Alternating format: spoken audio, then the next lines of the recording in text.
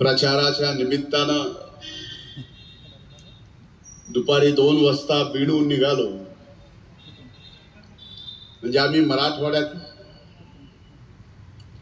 आणि 5.5 तासाचा प्रवास करून बापू आपल्या सासवडला इथं आलो आहे. माझ्या अगोदरच्या अनेक मान्यवरांनी अनेक कारणं या लोकसभेची सांगितली. प्रत्येकानं सांगितलं की ही लोकसभेची निवडणूक लोकसभेच्या या देशाच्या हितासाठी किती महत्वाची आहे.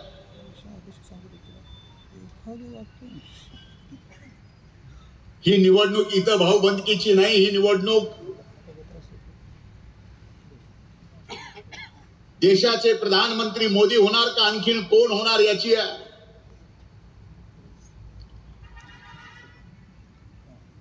आता माझे आमदार महोदयांनी सांगितलं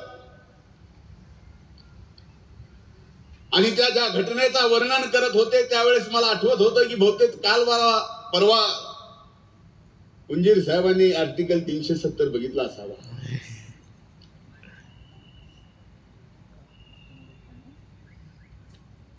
देशाच्या प्रतिष्ठेसाठी ही निवडणूक किती महत्वाची हे एकीकडे सांगितलं जातं. पण मी आज भाषणाच्या सुरुवातीला मराठवाड्याच्या दुष्काळी बीड जिल्ह्यातून जो पूर्वीचा उस्मानाबाद आणि आत्ताचा धाराशिव आहे तोही दुष्काळी आहे. तिथून पश्चिम महाराष्ट्रातल्या बारामतीमध्ये म्हणजे पश्चिम महाराष्ट्राच्या राजधानीमध्ये पवारांच्या घरी जी आमची मराठवाड्याची लेक सून म्हणून दिली गेली, ज्या सुनेला आज बाहेरचं म्हणलं जातं, त्या सुनेला विजय करण्यासाठी मी आपल्याला हात जोडून म्हणजे माझ्या बहिणीला विजय करण्यासाठी आलो. हा माझ्यासाठी प्रतिष्ठेचा आहे. ही निवडणूक माझ्या मराठवाड्याच्या मातीसाठी प्रतिष्ठेची. ही निवडणूक मराठवाड्यातल्या प्रत्येक माय माऊलीसाठी प्रतिष्ठेची आहे, जी याच पश्चिम महाराष्ट्रात सून म्हणून आलेली आहे. ही निवडणूक माझ्या मराठवाड्यातल्या आणि या पश्चिम महाराष्ट्रातल्या प्रत्येक माय माऊलीसाठी प्रतिष्ठेची, अभिमानाची, स्वाभिमानाची आहे. की घरी सून आली तरी आपण तिला लेक मानतो, याची शिकवण आज कुठेतरी या निवडणुकी 2024 विसर पडायला लागला. आणि एवढी संकुचित मनोवृत्ती व्हायला लागली या निवडणुकीत की या देशाचं भवितव्य ठरवायचं आहे. या लोकसभेच्या निवडणुकीतून एका परिवाराचं भवितव्य ठरवायचं आहे. हे मात्र आपल्याला या निवडणुकीत नक्की ठरवावं लागेल. एकीकडे मोदी आहेत ज्यांनी संबंध देशामध्ये राहणाऱ्या प्रत्येक जाती धर्मातल्या माणसाला स्वतःचं कुटुंब म्हणून 10 वर्षामध्ये जगाच्या पाठीवर एवढं प्रतिष्ठित देशाला केलं. कदाचित आपल्यापैकी अनेक जणांना माहित आहे का नाही माहित असेलही, पण आज मोदी साहेबांनी आपल्या देशाची प्रतिष्ठा एवढी वाढवली आहे की जर इतर देशातला एखाद्या पंतप्रधानाच्या मंत्रिमंडळातल्या मंत्र्यांनी आपल्या देशाच्या विरोधात एक शब्द जरी बोलला तर त्या देशाच्या प्रधानमंत्र्याला त्याच्या मंत्रिमंडळातल्या मंत्र्याला काढून टाकावं लागतं. ही प्रतिष्ठा मोदी साहेबांनी या 10 वर्षात या देशाची जगात निर्माण केली. ही निवडणूक त्यासाठी महत्वाची आहे. ही निवडणूक यासाठी महत्वाची आहे. मी आता बापूंना सांगत होतो मधल्या काळामध्ये जे काय चाललं होतं ते बापूंना सांगितलं.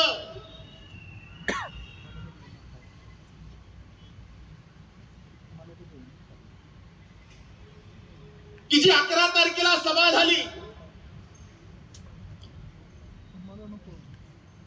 या पुरंदर मधली ऐतिहासिक सभा, ज्या सभेला तुम्ही वेगवेगळे नाव दिले असतील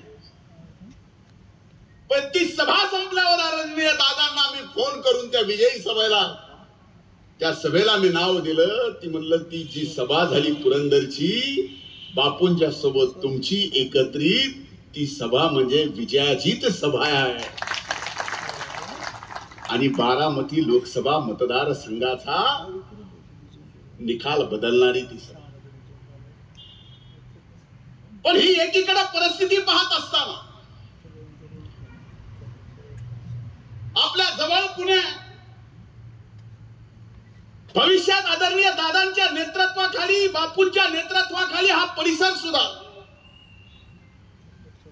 कदाचित पुण्यापेक्षा मोठा होईल आणि त्याला फार काय वेळ लागणार नाही. येणारे 5 वर्षांचे मोदींचे आणि मोदींच्या पाठीमागं आमच्या सुनेत्राताई उभ्या राहिल्या खासदार म्हणून या भागाच्या, तर 5 वर्ष सुद्धा खूप झाले.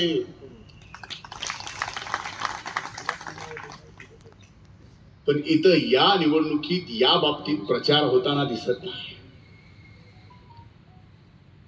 लोकसभेची निवडणूक घणासाम एकीकडे चालू असताना टीव्हीवर 7:30 वाजल्यापासून जशी लोकसभा चालू झाली तशी आपल्या इथं IPL चालू झाला.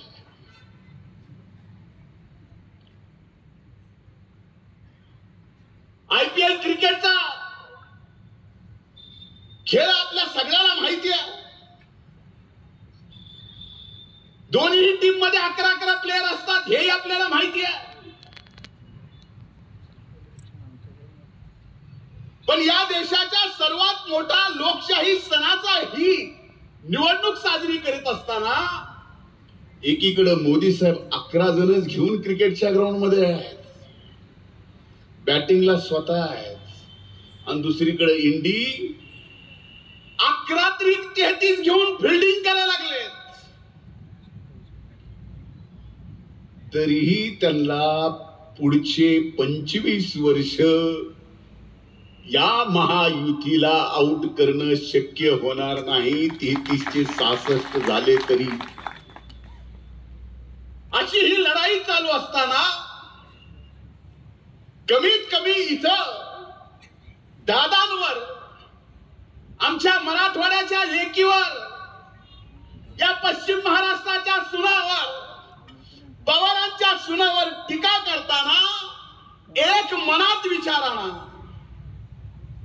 की दादांचा शुभविवाह 1985 साली झाला आणि आमच्या सुनेत्राताई पवारांच्या सून म्हणून 85 ला आल्या. त्याच्या अगोदर 78 ला बारामतीला मुख्यमंत्री पदाची पवार साहेबांच्या रूपाने जबाबदारी मिळाली होती.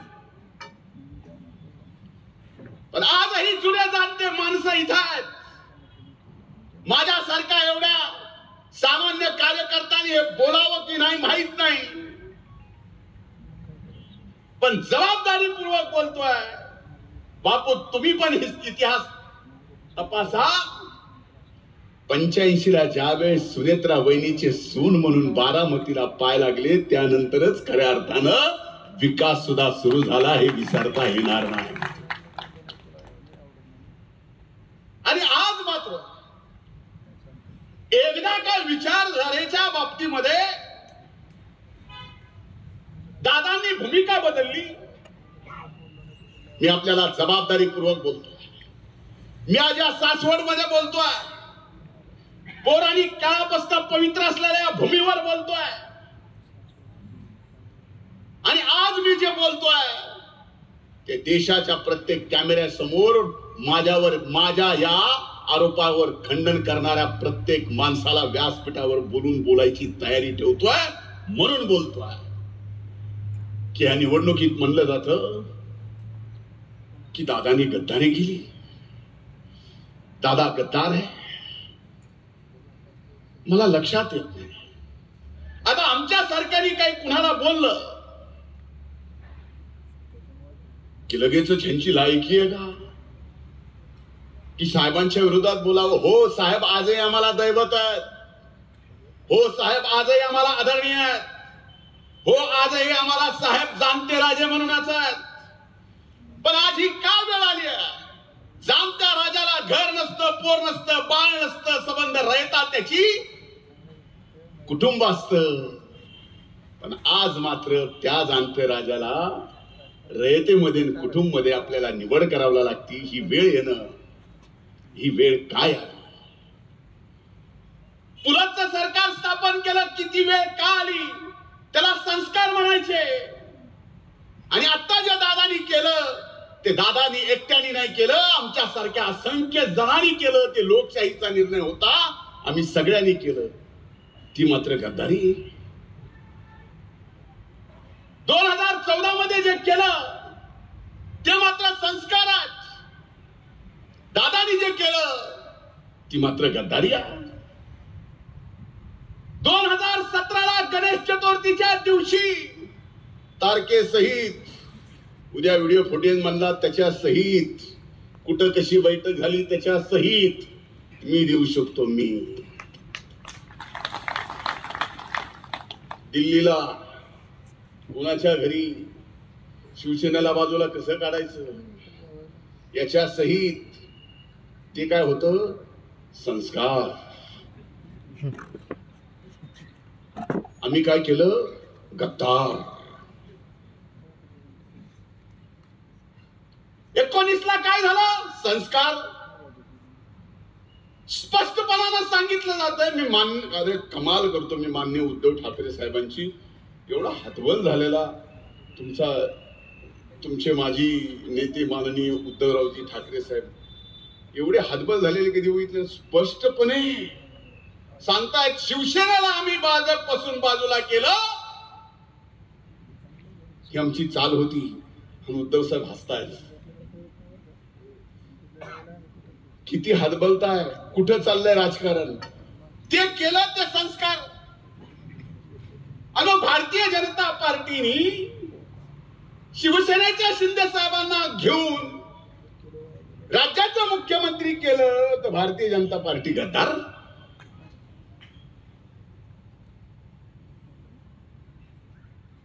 तुम्ही जे काय केलं ते सगळे संस्कार. आणि दादा, मी, भुजबळ साहेब, प्रफुल्लभाई, तटकरे साहेब, मुश्रीफ साहेब, वळसे पाटील साहेब, किती जणांचे नाव घेऊ? अरे एवढेच नाही तर एक वेळ अशी आहे की राष्ट्रवादी काँग्रेस पक्षाच्या त्या काळातल्या 53 आमदाराच्या सायासहित भारतीय जनता पार्टीला समर्थन दिलेला कागद तुम्हाला दादा कधी दाखवतील का नाही माहित नाही, पण कधीतरी जीवनात मी एकदा दाखवणार आहे. कुणाचे काय संस्कार आहेत आणि कुणाची काय गद्दारी आहे ती. मी इथं आलो जबाबदारीपूर्वक बोलवायला. मी इथं आलोय प्रत्येक आव्हान स्वीकारायला आलो. पण याच्यासाठी नाही, ही भाऊबंदकीची लढाई नाही, ही लढाई विकासाची आहे. ही लढाई देशाच्या नेतृत्व ठरवण्याची आहे. ही लढाई सकाळी 5 वाजल्यापासून रात्री 12 वाजेपर्यंत आपल्या या परिसरामध्ये एक एक छोट काम चालू आहे. त्या कामाची पाहणी पासून एक एक MP इथं सिंचनासाठी येण्यापासून ते बापू सारखे समर्थ माणसं, व्यासपीठावर असलेले समर्थ माणसं सोबत घेऊन आपल्या भागाचा विकास कसा करावा या दूरदृष्टी ठेवणाऱ्या अजित दादांना आपण हात जोडून समर्थन, वहिनींच्या घड्याळीला मत देऊन करावं एवढी हात जोडून विनंती करायला. मला सांगा, देश तर सगळा म्हणतोय आपकी बार 400 पार. देशातला 140 कोटी पैकी 100 कोटी जनतेला जर आज विचारले की देशाचा प्रधानमंत्री कोण होणार आहे, ते 4 जूनच्या अगोदर आजच सांगेल मोदी साहेब. जर हे निश्चित आहे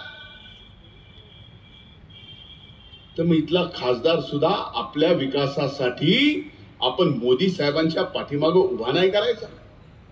ही आपली प्रतिष्ठा नाही आहे. अरे ज्यांना प्रतिष्ठा द्यायची होती त्यांना प्रतिष्ठा दिली. चांगलं झालं वाईट झालं आम्हाला कुणाच्या बाबतीत टीका करायची नाही. पण मी ज्या अजितदादांना ओळखतो, मला माहिती आहे त्या अजितदादा कधी आदरणीय पवार साहेबांचा थुक्का सुद्धा ओंडाळून कधी राजकारण केलेलं नाही. जे काही केलं असेल त्यांच्या सांगण्यावरूनच केलं असेल, त्यांच्या सांगण्याशिवाय ते करू शकत नाहीत हे मला माहिती आहे. पण दादांना सांगायचं एक, करायचं दुसरं, झालं तिसरं की दादा खलनायक. ह्याच्यासारखं सोपं राजकारण तुम्हाला आता दिसतंय. म्हणून माझी आपल्याला हात जोडून कळकळीची विनंती आहे. आज या महायुतीमध्ये मोदी साहेब देशाची तिसऱ्यांदा प्रधानमंत्री पदाची जबाबदारी घेत असताना आपल्या सर्वांचं एक मूलभूत कर्तव्य आहे की देश विकासाकडे जातोय. 10 वर्षात देश आज तिसऱ्या नंबरवर गेलाय. या 5 वर्षात मोदी साहेब पुन्हा प्रधानमंत्री तिसऱ्यांदा झाल्यावर हा देश विश्वगुरु झाल्याशिवाय राहणार नाही. पण हा देश विश्वगुरु होत असताना आपला हा बारामती लोकसभा मतदारसंघ त्या देशाच्या प्रगतीसोबत कुठं आहे याच्यासाठी ही निवडणूक फार महत्वाची आहे. आणि ज्या वेळेस बारामती लोकसभा मतदारसंघाच्या विकासाचा बरोबरी देशाच्या विकासाबरोबर होईल त्यावेळेस विचार करा. अगोदरच तुम्ही लई श्रीमंत माणसं आहेत, आम्ही तर तिकडून तुमची पाण्यावर किती टीएमसी ह्याच्यावर चर्चा आहे, आम्हाला गिलासानं पाणी प्यायचं ह्याच्यासाठी विचार करावा लागतो. तुमचं तळे भरायचं चाललोय, आमच्या घरात माठ भरायची आम्हाला. ही प्रगती आहे. हा फरक आहे तुमच्यात आणि आमच्यात. भागामध्ये तुम्ही आजपर्यंत विकासासाठी बाकी सर्व गोष्टी बाजूला ठेवून एक येऊन भागाचा विकास केला. भागाचा विकास झाल्यामुळे त्या भागात त्या मातीत राहणाऱ्या प्रत्येक माणसाचा विकास झाला. आपल्यापैकी सुद्धा आपल्या मनावर हात ठेवून मी आता जे बोलतोय घरी जा आणि झोपायच्या अगोदर आपल्या मनावर हात ठेवा. कुलस्वामिनीला आपल्या आठवण करा आणि विचार करा मागच्या 10 वर्षाच्या काळात तुमच्या आर्थिक उलाढालीमध्ये पूर्वीच्या 10 वर्षापेक्षा या 10 वर्षात बदल झालाय का नाही. जर याचं उत्तर नाही मिळालं तुम्हाला तुमच्या मनानं जे करायचे ते करा. पण याचं उत्तर जर हो मिळालं तर आपल्याला कुलदैवतेला स्मरून घड्याळच्या समोरचं बटन या निवडणुकीमध्ये 7 तारखेला दाबावं लागेल. लढाई याची आहे. सहानुभूती, भाऊबंदकी, असं तसं, दादांवर खालच्या पातळीवर टीका वगैरे वगैरे. सूरजजी ह्या सगळ्या गोष्टीतून मी तासून सुलाखून निघालो नाही. माझे अनेक भाजपचे सहकारी इथे बसले, अनेक जण भाजपमध्ये होते. दादांसारखं एक नेतृत्व या ठिकाणी मला मिळालं, मला आधार दिला.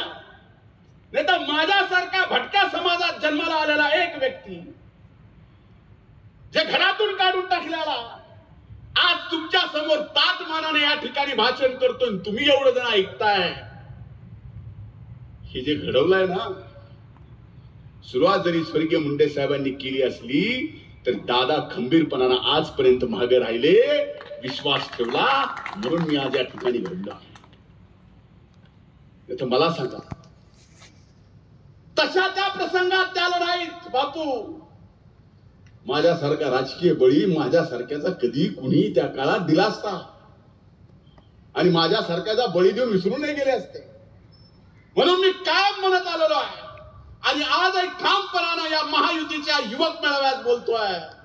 महाराष्ट्राच्या राजकारणामध्ये अनेक नेते शब्दाला जागणारे असतील, पण मी माझ्या डोळ्यांनी पाहिलेला, मी माझ्या हृदयाने अनुभवलेला आणि माझ्या कानाने ऐकलेला एकमेव नेता, त्याचं नाव आहे अजितदादा पवार. शब्द दिला की पाळणार बापू. त्यामुळं आप दोनों तो जानी दुश्मन भी थे, आप तो जानी दोस्त बन गए हो. तो ये दोस्ती कुछ रंग लानी चाहिए, दोस्ती में कुछ बाहर आनी चाहिए. ही लोकसभेची आहे, उद्या आपल्याला विधानसभेची निवडणूक आहे.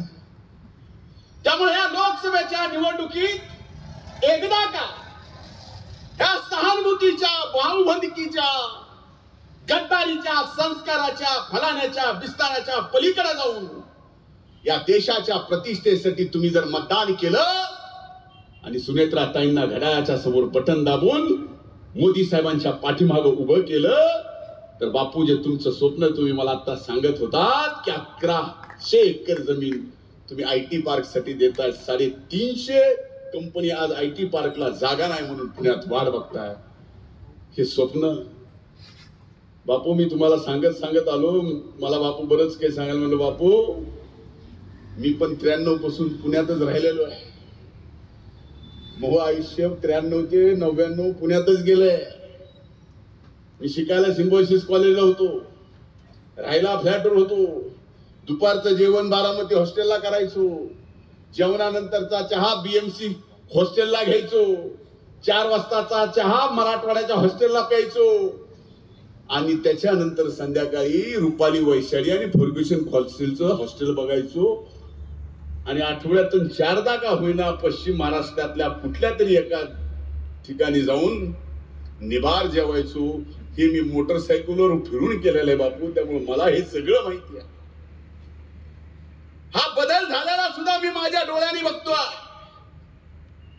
आणि ज्या वेळेस हा बदल बघतोय तर बदल बघत असताना मागच्या 35 वर्षामध्ये अविरतपणे ज्या दादानी या मातीतला प्रत्येक माणूस आपला म्हणून या भागाचा विकास केला, तो विकास आज आपल्या सगळ्यांच्या समोर दिसतोय आणि त्याच दादांच्या पाठीमागे मोदी साहेबांचे देशाचे प्रधानमंत्री म्हणून आशीर्वाद वहिनीच्या रूपाने या ठिकाणी, ताईच्या रूपाने, आपल्या सुप्रिया सुनेत्रा ताईच्या रूपाने जर या ठिकाणी मिळाला तर मी आपल्याला सांगतो तुमचा बदल इतक्या झपाट्याने होईल, इतक्या झपाट्याने की मर्यादा नाही. आता मला सांगा, ह्या मतदारसंघाचं सगळं वैभव फक्त शेल्फी काढण्यात घालायचंय का? या मतदारसंघाचा विकास फक्त संसद रत्न पुरस्कार गोडाऊन मध्ये भरून ठेवून होणार आहे का? गोडाऊन मध्ये भरून ठेवून होणार आहे? मग कशाने दिवस रात्र कष्ट करावं लागेल? इथं एक TMCचा हिशोब बापू करायला लागले. समोरच्याला TMC जर विचारलं, भलेही संसद रत्न असतील, TMC LMT मध्ये सांगितल्यामुळे लिटर मध्ये सांगा म्हणल्यावर सांगता येईल? सांगता येईल का?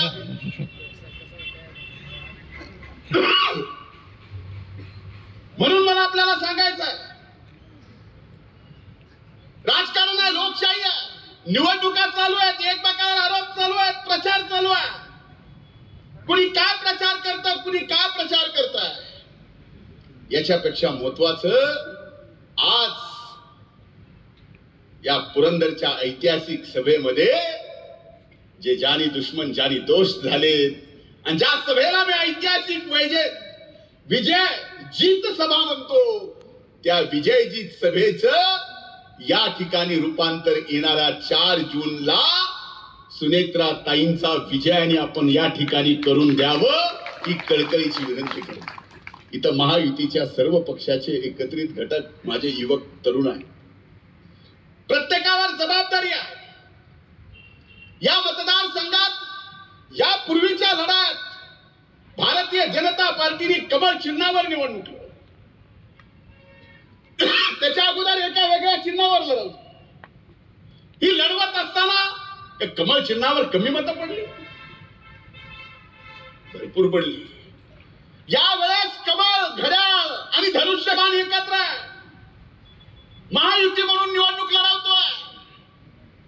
सुनेत्राताई, अजितदादा पवार आपल्या उमेदवार आहेत. सगळ्यात मोठं आव्हान भारतीय जनता पार्टीच्या माझ्या जुन्या सगळ्या सहकार्यांवर, इथं तरुणांवर, की या मतदारसंघातला बहुसंख्य मतदार जो त्याला फक्त कमळावर मतदान करायचं माहितीये, त्या मतदाराला तुम्हाला जाऊन सांगावं लागेल की या वेळेस मशीनवर कमळ नाही, तिथं घड्याळ आहे. कमळ म्हणून आपल्याला ते घड्याळ दाबायचंय आणि सुनेत्राताईंना या ठिकाणी प्रचंड मताने विजय करायचा. आणि हे आव्हान तुम्हाला घ्यावं लागेल. आज आपण या ठिकाणी पाहता, ही परिस्थिती बघता, या सगळ्या परिस्थितीतून हे आव्हान जर तुम्ही स्वीकारलं नाही तर आजपर्यंत झालेला जो विकास आहे, आजपर्यंत दादानी ज्या भागाला आज देशाच्या एका उंचीवर नेऊन ठेवलाय विकासाच्या, त्याला कुठेतरी नजर लागेल हे मात्र निश्चित सांगतो. आणि हात जोडून कळकळीची विनंती करतो की आमच्या मराठवाड्याची लेक, आमची बहीण तुमच्या घरात सून म्हणून आली आहे. अरे ज्यांनी घरच्यांनी सूनला बाहेरचं समजलं, पण तुम्ही तर समजदार आहेत. हात जोडून तुमच्यावर तर विनंती करतो, तुम्ही तरी स्वीकारा. तुम्ही समजदार आहेत, तुम्ही तर स्वीकारा.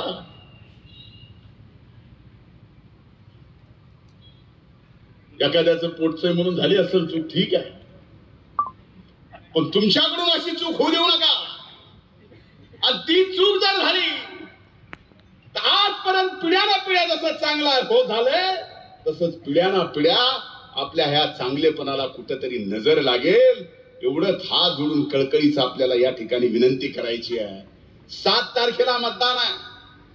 बापूंनी बापूची जबाबदारी घेतली आहे. इथलीच नाही तर भोरची सुद्धा घेतली आहे. ज्यांनी त्यांनी आपल्या आपल्या पद्धतीने जबाबदारी घेतली आहे.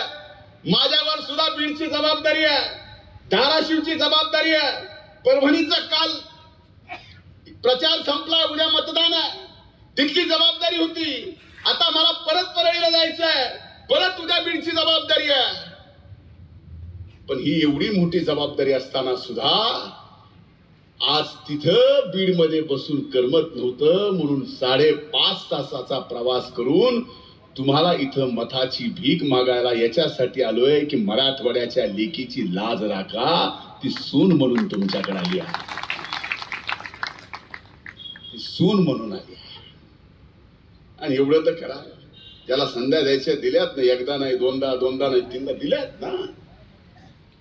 एकदा आमच्या सुनेत्राताईला देऊन बघा.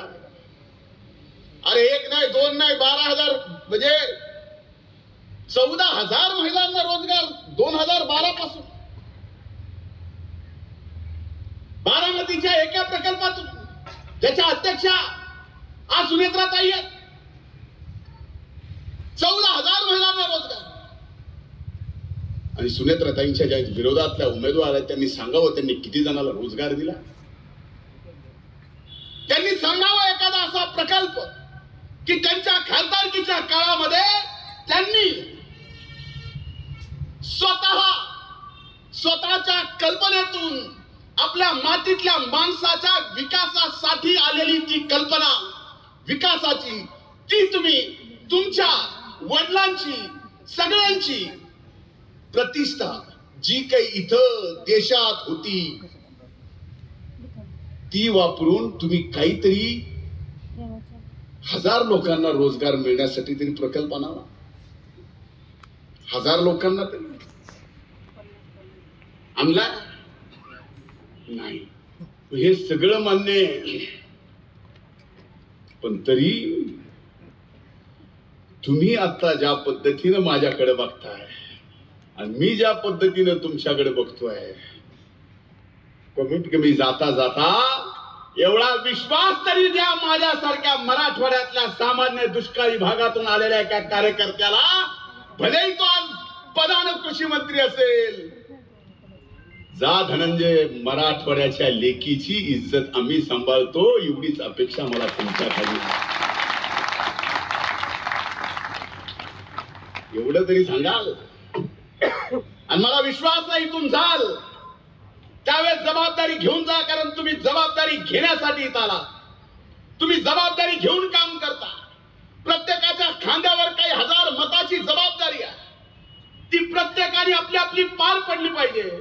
आणि सर्वाधिक मतदान आपण जर करून घेतलं तर बापूंचं जे स्वप्न आहे की सर्वाधिक मतानं महाराष्ट्रात जे खासदार निवडून येतील त्यात सर्वाधिक मतांनी आमच्या सुनेत्राताई अजितदादा पवार निवडून येतील. हे जे तुमचं स्वप्न आहे, माझं स्वप्न आहे, ते स्वप्न पूर्ण करा. आणि 7 तारखेला सुनेत्राताई अजितदादा पवार यांची खून आहे घड्याळ समोरचं बटन दाबून आपण त्यांना ऐतिहासिक विजय प्राप्त करून द्यावा आणि आमची इज्जत वाचवावी एवढीच हात जोडून कळकळीची विनंती करतो. थांबतो. धन्यवाद.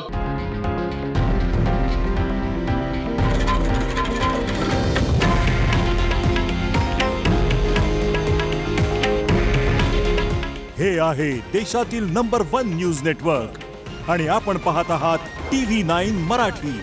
काळजी तुमची, हित महाराष्ट्राचं.